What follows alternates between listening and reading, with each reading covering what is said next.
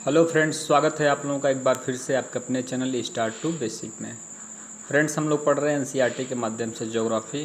Class 11th की geography चल रही है, जिसमें हमने क्लास 11th की ज्योग्राफी का 3 चैप्टर कंप्लीट कर लिया है। ये लेसन जो है फोर्थ है, चैप्टर फोर्थ है, जिसका नाम है क्लाइमेट। इस क्लाइमेट चैप्टर का हमने 2 पार्ट ऑलरेडी कंप्लीट कर लिया है और आज ये तीसरा पार्ट है और इसके बाद 1 या 2 पार्ट में वीडियो समाप्त हो जाएगा, क्योंकि फ्रेंड्स ये चैप्टर बड़ा है।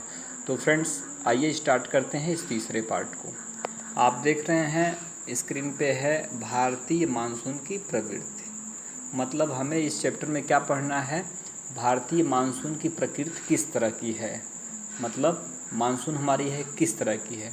आप लोगों को भी पता है कि भारतीय मानसून किस तरह की है, उष्णकटिबंधीय मानसून भारतीय मानसून है। तो आइए इसी के बारे में लाइन बाय लाइन कंप्लीट करते हैं। मानसून एक सुपरिचित जलवायु घटक है, परंतु इसके बारे में बहुत कम जानकारी उपलब्ध है। सदियों से होते आ रहे परीक्षणों के बावजूद मानसून आज भी वैज्ञानिकों के लिए पहेली बनी हुई है। मानसून की सही प्रकृति और उसके कारणों को जानने के अनेक प्रयास किए गए हैं, किंतु अब तक कोई भी एक सिद्धांत इसे पूरी तरह से स्पष्ट नहीं कर पाया है। पिछले कुछ दिनों में इसका तोड़ तब सामने आया जब मानसून का अध्ययन क्षेत्रीय स्तर के बजाय भूमंडलीय स्तर पर किया गया। दक्षिणी एशियाई क्षेत्र में वर्षा के कारणों का व्यवस्थित अध्ययन मानसून के कारणों को समझने में सहायता करता है। इसके कुछ विशेष पक्ष इस प्रकार हैं। फ्रेंड्स, कह रहा है कि मानसून का जो है बहुत पहले से प्रयास किया जा रहा है, लेकिन अब जो है क्षेत्रीय स्तर पर न करके भूमंडलीय स्तर पे। भूमंडलीय स्तर का मतलब क्या हो गया, मतलब पूरा विश्व जो है इसके बारे में जानने का प्रयास कर रहा है। और उसका नतीजा क्या आया है कि मानसून का हम अध्ययन जो है किससे कर सकते हैं, इस सिद्धांत को। तो इस सिद्धांत को हम वर्षा को लेकर के, वर्षा के कारणों को व्यवस्थित तरीके से अध्ययन करके हम मानसून के बारे में समझ सकते हैं। और इसी के कारण जो पक्ष सामने दिए गए हैं उसमें 3 मुख्य पक्ष दिए गए हैं। क्या है, तो मानसून का आरंभ तथा उसका स्थल की ओर बढ़ना। मतलब मानसून क्या होता है, आरंभ जब होगा तो कहीं ना कहीं फिर क्या होगा, स्थल की तरफ बढ़ेगा। दूसरा क्या दे रहे हैं, वर्षा लाने वाले तंत्र, किस कारण से वर्षा जो है होती है, उसके क्या कारण हैं, जिसमें क्या है, उष्णकटिबंधीय चक्रवात हैं, शीतोष्णकटिबंधीय चक्रवात भी हैं, और मानसूनी वर्षा की आवृत्ति क्या है और उसके वितरण के बीच में क्या संबंध है। उसके बाद से होता है मानसून का विच्छेदन। ठीक है, आइए इसी क्रम में देखते हैं। और एक ये आप एल नीनो और भारतीय मानसून, बड़ा ही ज़बरदस्त ये जो है टॉपिक है, इसको समझ लीजिए। जो क्या करता है, भारतीय मानसून पे एल नीनो प्रभाव काफ़ी बार पूछा गया है एग्जाम में, ये भी जो है बहुत ही महत्वपूर्ण है। आइए इसको समझते हैं। कह रहा है एल नीनो एक जटिल मौसम तंत्र है जो हर 5 या 10 साल बाद क्या होता है, प्रकट होता है। 5 या 10 साल बाद इसके कारण संसार के विभिन्न भागों में क्या हो जाता है, एल नीनो के आने से क्या होता है, सूखा, बाढ़ और मौसम की चरम अवस्थाएं आती हैं। इस तंत्र में महासागरीय और वायुमंडलीय परिघटनाएं शामिल होती हैं। अब एल नीनो में क्या शामिल होता है, तो महासागरीय मतलब महासागर का जल और वायुमंडल में जो होने वाली घटनाएं हैं इसमें शामिल हैं। अब देखिए, कह रहा है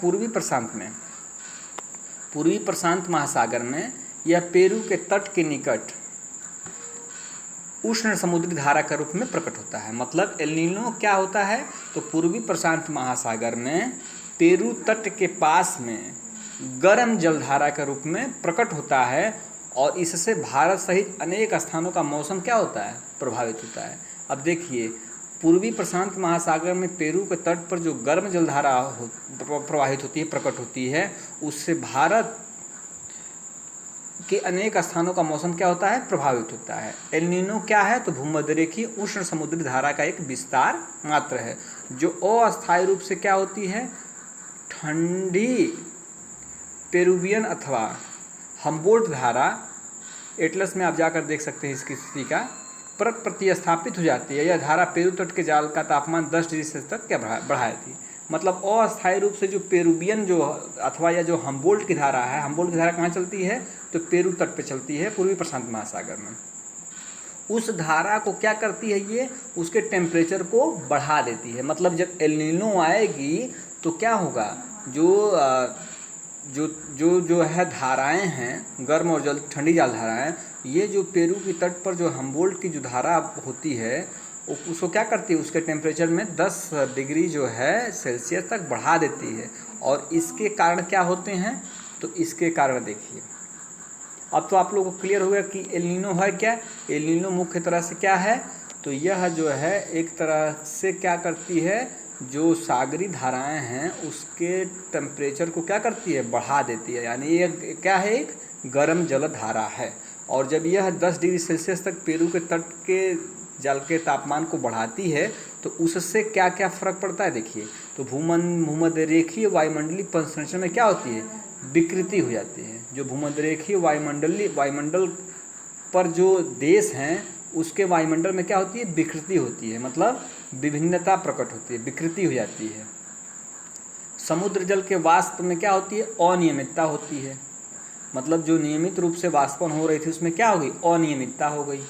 प्लवक की मात्रा में क्या हो जाएगी, कमी हो जाएगी, जिससे समुद्र में मछलियों की संख्या घट जाएगी। अब आप लोगों को पता है प्लवक कहाँ होते हैं, तो जहाँ ठंडी और गर्म जलधाराएं मिलती हैं वहाँ वाष्प बहुत ज़्यादा बनता है और कोहरा छा जाता है। और वह जो है ठंडी और गर्म जलधाराओं के लिए जहाँ मिलती हैं वहाँ पे प्लवक जो होते हैं, जो मछलियों के लिए मुख्य भोजन है, उनकी उत्पत्ति होती है। प्लवक बहुत उगते हैं जहाँ ठंडी और गर्म जलधाराएं मिलती हैं, और जहाँ प्लवक उत्पन्न होंगे तो मछलियों के लिए आदर्श भोजन है, तो वहाँ मछलियों की संख्या क्या होगी, बढ़ेगी। लेकिन यह जब पेरू तट पर जब ये जो एल नीनो आती है तो इसका टेम्परेचर बढ़ जाने से प्लवक नहीं उगते हैं और मछलियों की संख्या में क्या होती है, कमी हो जाती है।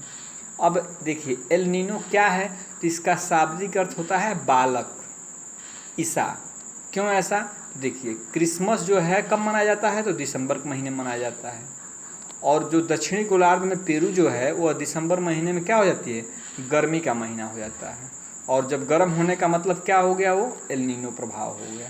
तो वही दिसंबर में जो है ईसा मसीह क्रिसमस मनाया जाता है, और दिसंबर में ही एल नीनो में क्या होता है, पेरू की जलधारा क्या होती है, गर्म हो जाती है, इसलिए इसका बालक ईसा भी कहते हैं। अब भारत में मानसून की लंबी अवधि के पूर्वानुमान के लिए एल नीनो का उपयोग होता है। देखिए 1990-91 में एल नीनो का प्रचंड रूप देखने को कहाँ मिला था, भारत में। और इस कारण देश के अधिकतर भागों में मानसून के आगमन में क्या हो गया था, 5 से 12 दिनों की क्या हो गई थी, देरी हो गई थी। तो ये रहा एल नीनो का प्रभाव। अब ये आप देख सकते हैं दक्षिणी पश्चिमी मानसून जो है कैसे, दक्षिणी पश्चिमी मानसून जो गर्मियों के दिन में, मैंने अभी ऊपर इसी चैप्टर का सेकंड पार्ट मैंने पढ़ाया है, इसमें मैंने शीत ऋतु और ग्रीष्म ऋतु में मौसम का जो प्रभाव है उसके बारे में बताया है। तो यह ग्रीष्म ऋतु में क्या होता है, मौसम जो है दक्षिणी और पश्चिमी मानसून से होता है। देखिए ये दक्षिण और पश्चिमी ऐसे मानसून जो हैं जो है बन करके और भारत में बारिश होता है। इस दक्षिणी पश्चिमी मानसून से क्या होता है, 90% बारिश होती है भारत में। अब मानसून का आरंभ देख लीजिए, मानसून का आरंभ तो 19वीं सदी के अंत में यह व्याख्या की गई कि गर्मी के महीनों में स्थल और समुद्र का विभेदी तापमान ही मानसून के पवनों के उप महाद्वीप की ओर चलने के लिए मंच तैयार करता है। अप्रैल और मई के महीनों में जब सूर्य कर्क रेखा पर लंबवत चमकता है तो हिंद महासागर के उत्तर में स्थित विशाल भूखंड अत्यधिक गर्म हो जाता है, और इसके परिणाम स्वरूप उपमहाद्वीप के उत्तर पश्चिम भाग पर एक गहन न्यून दाब क्षेत्र विकसित हो जाता है, क्योंकि भूखंड के दक्षिण में हिंद महासागर अपेक्षित धीरे धीरे गर्म होता है। अब पढ़ करके टॉपिक कंप्लीट करते हैं, फिर हम समझाते हैं आप लोगों को, ठीक है। कह रहा निम्न वायुदाब केंद्र विषुवत रेखा के उस पार से दक्षिणी पूर्वी सममार्गी पवनों को आकर्षित कर लेती है। इस दिशाओं में अंतः उष्णकटिबंधीय विसरण क्षेत्र उत्तर की ओर क्या होता है, स्थानांतरित हो जाता है। इस प्रकार दक्षिणी पश्चिमी मानसून पवनों को दक्षिणी पूर्वी सममार्गी विस्तार के रूप में देखा जा सकता है, जो भूमध्य रेखा को पार करके भारतीय उपमहाद्वीप की ओर विक्षेपित हो जाती है। ये पवनें भूमध्य रेखीय 40 अंश पूर्वी और 60 अंश पूर्वी देशांतर रेखाओं के बीच पार करती है। अंतः उष्णकटिबंधीय विसरण क्षेत्र की स्थिति में परिवर्तन का संबंध हिमालय के दक्षिण में उत्तरी मैदान के ऊपर से पश्चिमी जेट प्रवाह द्वारा अपनी स्थिति के प्रत्यावर्तन से भी, क्योंकि पश्चिमी जेट प्रवाह इसके क्षेत्र से खिसकते ही दक्षिणी भारत में 15 अंश उत्तर अक्षांश पर पूर्वी जेट प्रवाह विकसित हो जाता है। इस पूर्वी जेट प्रवाह को भारत में मानसून के प्रस्फोटन के लिए जिम्मेदार माना जाता है। मानसून का भारत में प्रवेश दक्षिणी पश्चिमी मानसून केरल तट पर क्या होता है, तो 1 जून को पहुंचता है और शीघ्र ही 10 और 13 जून के बीच ये आर्द्र पौने मुंबई कोलकाता तक पहुंचती हैं। मध्य जुलाई तक संपूर्ण उपमहाद्वीप दक्षिणी पश्चिमी मानसून के प्रभावहीन हो जाता है। देखिए, अभी हमने इसमें पढ़ा अंतः उष्णकटिबंधीय विसरण क्षेत्र। देखिए होता क्या है कि ये अपना जो है ग्लोब है, ठीक है, और ये हो गया विषुवत रेखा, ठीक है, जिसको भूमध्य रेखा कहते हैं। और इसके ऊपर जो है नॉर्थ क्या हो गया 23.5 अंश कर्क रेखा, और साउथ जो हो गया 23.5 अंश मकर रेखा। इन दोनों के बीच के क्षेत्र को हम क्या कहते हैं, उष्णकटिबंधीय क्षेत्र कहते हैं। अब आप लोगों को पता है कि उष्णकटिबंधीय क्षेत्र जहाँ में क्या होगा, टेम्परेचर ज़्यादा होगा, और टेम्परेचर जब ज़्यादा होगा तो यहाँ का जो जल का क्या होगा, वाष्पन होगा, और फिर जो वाष्पन होगा और जो यहाँ की हवाएं होंगी वो क्या होंगी, गर्म होंगी। तो हवाएं गर्म होकर क्या होंगी, ऊपर उठेंगी, और उनका स्थान लेने के लिए क्या होगा, दूसरी हवाएं आएंगी, ठीक है। इसी तरह से 22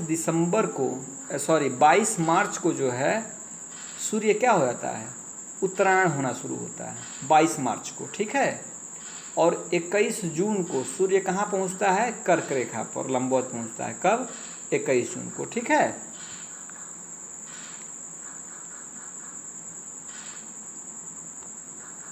इक्कीस जून को जो है सूर्य कर्क रेखा पहुँचता है, यानी यहाँ पर टेम्परेचर क्या हो जाएगा, बढ़ जाएगा। और जहाँ टेम्परेचर बढ़ेगा वहाँ क्या होगा, लो प्रेशर जोन होगा।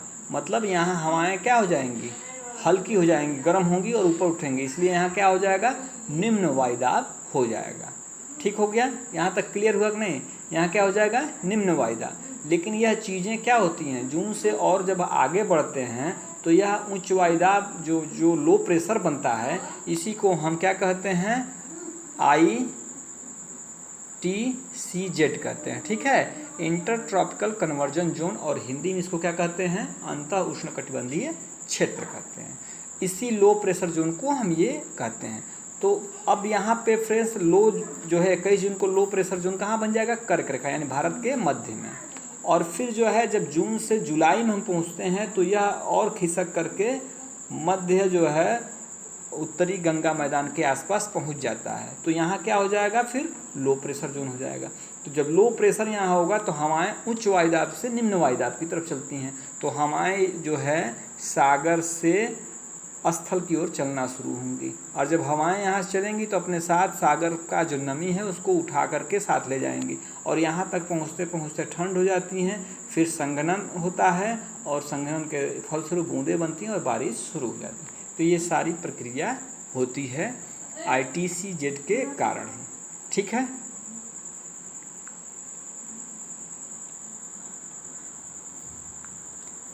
अब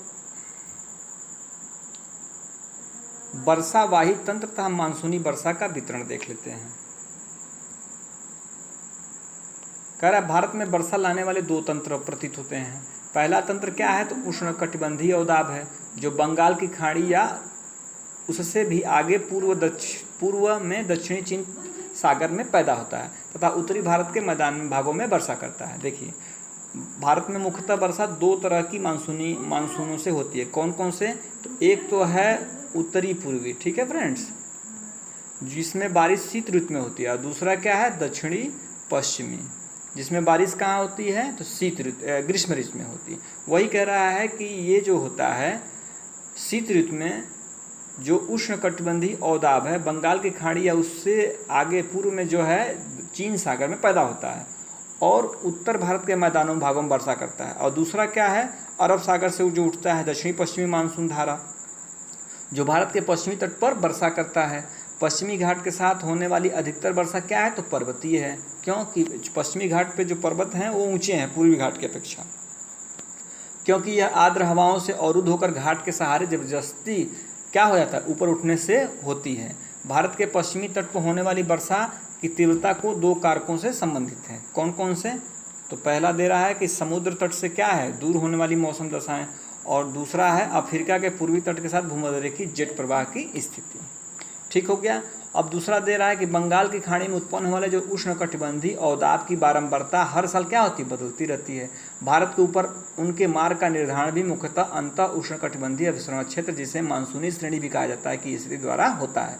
जब भी मानसून द्रोणी का अक्ष दोलायमान होता है, विभिन्न वर्षों में इन अवदाबों के मार्ग, दिशा, वर्षा की गहनता और वितरण में भी पर्याप्त उतार चढ़ाव आते हैं।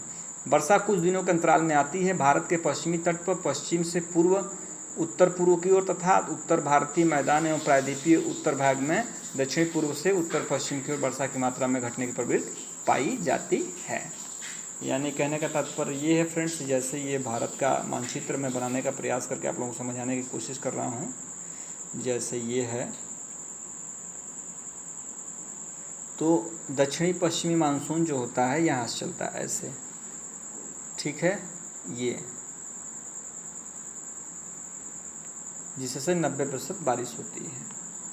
और जब ये यहाँ से चलता है तो ये पश्चिमी घाट पे जो पर्वत हैं इन्हीं से टकरा करके यहाँ पे पहले बारिश करता है, फिर ये आगे बढ़ता है।